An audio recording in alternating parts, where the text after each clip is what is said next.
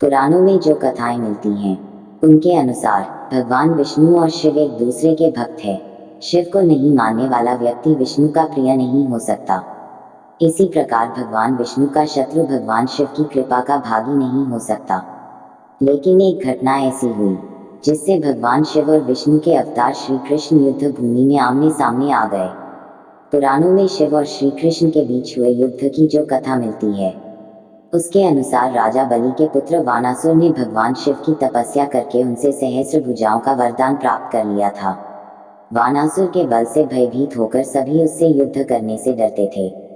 इससे वानासुर को अपने बल का अभिमान हो गया। वानासुर की पुत्री उषा ने एक रात स्वप्न में श्री कृष्ण के पौत्र अनिरुद्ध को देखा। उषा स्वप्न में ही अनिरुद्ध को देखकर उस पर मोहित हो गई। उषा ने अपने मन की बात सखी को बताई। सखी ने अपनी मायावी विद्या से अनिरुद्ध को उसके पलंग सहित महल से चुराकर उषा के शयन कक्ष में पहुंचा दिया। अनिरुद्ध की नींद खुली तो उसकी नजर उषा पर गई। अनिरुद्ध भी उषा के सौंदर्य पर मोहित हो गया। जब वानासुर को पता चला कि उसकी पुत्री के शयन कक्ष में कोई पुरुष है तो सैनिकों को लेकर वह उषा के शयन कक्ष में पहुंचा। वहां पर वानासुर ने अनिरुद्ध को देखा।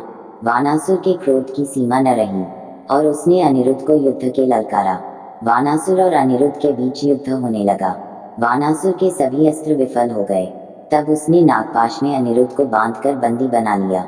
इस पूरी घटना की जानकारी जब श्री कृष्ण को मिली तो वह अपनी सेना के साथ वानासुर की राजधानी में पहुंच गए। श्री कृष्ण और वानासुर के बीच युद्ध होने लगा। युद्ध में अपनी हार होता हुआ देखकर वानासुर को शिव की याद आई। भगवान शिव ने वानासुर को संकट के समय रक्षा करने का वरदान दिया था।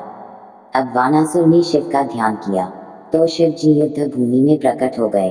वानासुर की रक्षा के लिए भगवान शिव श्री कृष्ण से कहते हैं कि आप युद्ध भूमि से लौट जाएं, अन्यथा मेरे साथ युद्ध करें।